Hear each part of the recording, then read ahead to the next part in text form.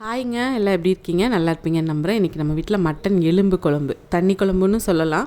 நம்ம வைக்கிற பதத்தை பொறுத்து. இதுக்கு ஃபஸ்ட்டு நம்ம மசாலாவுக்கு வதக்கிக்கலாம். அது எப்பவும் போல் 20 சின்ன சின்ன வெங்காயம், ஒரு 10 பல் பூண்டு, ஒரு குட்டி சைஸ்க்கு இஞ்சி அதிகமாக நான் சேர்க்க மாட்டேன், அம்மா மாதிரி. இது அம்மா சொல்கிற ரெசிபி தான், இப்போ என்னோடய ஸ்டைலு. இது கூட அந்த வெங்காயம், பூண்டு, இஞ்சி, அது கூட கொஞ்சமாக மஞ்சத்தூள் போட்டு கொஞ்சம் நல்லெண்ணெய் விட்டு அதை வதங்கி நல்லா ஒரு ப்ரௌன் கலரில் கருகாமல் ஆனால் ப்ரௌன் கலரில் வர்ற மாதிரி வதங்கினதுக்கு அப்புறமா நம்ம மல்லித்தூள், அதாவது கொத்தமல்லி தூள் ஒரு 2 ஸ்பூன் போட்டு மறுபடியும் கொஞ்சமாக எண்ணெய் விட்டு வதக்குறோம். அப்புறம் வெறும் மிளகாத்தூள், தனி மிளகாத்தூள் இருக்கு இல்லையா, வரமிளகாத்தூள், அது 2 ஸ்பூன் போட்டிருக்கேன். உங்கள் காரத்துக்கு தகுந்த மாதிரி, எப்பவும் சொல்கிற டைலாக் தான், உங்கள் காரத்துக்கு தகுந்த மாதிரி போட்டுக்கோங்க. அதுக்கப்புறமா ஒரு 3 இனுக்குலேருந்து 4 இனுக்குக்கே ஃப்ரெஷ்ஷு கருவேப்பிலை கிடச்சிதுன்னா போட்டுருங்க. சூப்பராக அந்த ஃப்ளேவர் நல்லாயிருக்கும். அப்புறம் நான் காமிக்கிற மாதிரி விரலில் பாதி சைஸுக்கு பட்டை, ஒரு 4 கிராம்பு, ஒரு 2 ஸ்பூனுக்கு, ஒரு 1.5 ஸ்பூனுக்கு சோம்பு, அதுக்கப்புறமா கல்பாசி கொஞ்சம், ஒரு 2 ஏலக்காய், இதெல்லாம் போட்டு நல்லா மறுபடியும் ஒரு வதக்கணும். இதெல்லாம் அந்த ப்ரௌன் கலரில் ஒரு குழம்போட கலர் உங்களுக்கு மாற்றி கொடுக்கும். இப்போ போட்டது கசகசா, அது ஒரு 1/2 ஸ்பூனுக்கு போட்டிருக்கேன். அது எல்லாமே நல்லா இந்த மாதிரி வதங்கினதுக்கு அப்புறமா 1.5 தக்காளி, பெரிய சைஸ் தான் தக்காளி இருந்ததுனால நான் 1.5 தக்காளி போதும், இல்லைன்னா புளிப்பு மாதிரி ஆகிடும். அதனால் 1.5 தக்காளி போட்டிருக்கேன்.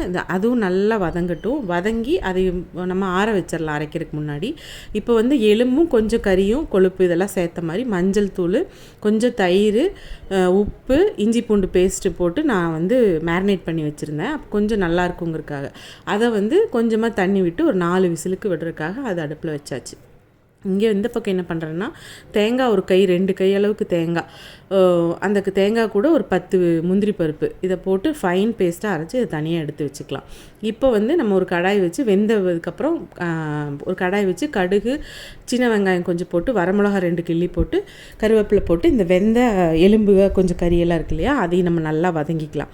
வதக்குனதுக்கப்புறமா நம்ம அரைச்சி வச்ச மசாலா பேஸ்ட்டையும் ஊற்றிட்டு, நம்ம அந்த மிக்ஸி கழுவின தண்ணி, அதெல்லாமல் வேக வச்ச மட்டன் எலும்பெல்லாம் வேக வச்ச தண்ணி இதெல்லாம் ஊற்றிட்டு, நமக்கு திரும்பவும் தண்ணி தேவைப்படும்னா ஊற்றிக்கலாம். நான் ஊற்றிருக்கேன். ஏன்னா அம்மா இதை இந்த கொதிசாருன்னு சொல்லிட்டு, சூப்புன்னு இப்போல்லாம் நம்ம குடிக்கிறோம் இல்லையா, அது அப்போ கொதிசாருன்னு சொல்லிட்டு இந்த மட்டன் வேகிறப்ப நாட்டுக்கோழி வச்சாங்கன்னா அந்த மாதிரியெல்லாம் எடுத்து கொடுப்பாங்க. இந்த மாதிரி வாட்டரியாக இருக்கும். அதில் மல்லித்தலை கிள்ளி போட்டு மிளகு பொடிச்சு போட்டு கொடுப்பாங்க. சூப்பராக இருக்கும். அது வெறும் பழைய சாதத்தில் போட்டு ஊற்றி சாப்பிட்டாலும் இப்படி தண்ணி மாதிரி சூப்பராக இருக்குங்க. அதுக்காக நான் எடுத்து வச்சுக்கிட்டேன். அதுக்கப்புறமா நம்ம அரைச்சி வச்ச தேங்காய் பேஸ்ட்டு ஊற்றிட்டோம்னா கொஞ்சம் ரொம்ப கொதிக்க விடாமல் அளவாக கொதிக்க வச்சுட்டு எண்ணெய் பிரிஞ்ச மாதிரி வந்ததுக்கப்புறமா மல்லித்தலை தூவி இறக்கிடலாம். இவ்வளோ தாங்க மட்டன் எலும்பு குழம்பு, தண்ணி குழம்புன்னு சொல்லிக்கலாம். சூப்பரான டேஸ்ட்டில் அருமையாக ரெடி ஆயிடுச்சு. நம்ம இந்த டிஷ் பிடிச்சிருந்தாலும், நம்ம சேனல் பிடிச்சிருந்தாலும் லைக் பண்ணுங்கள், ஷேர் பண்ணுங்கள், கமெண்ட் பண்ணுங்கள். தேங்க்ஸ் ஃபார் வாட்சிங்.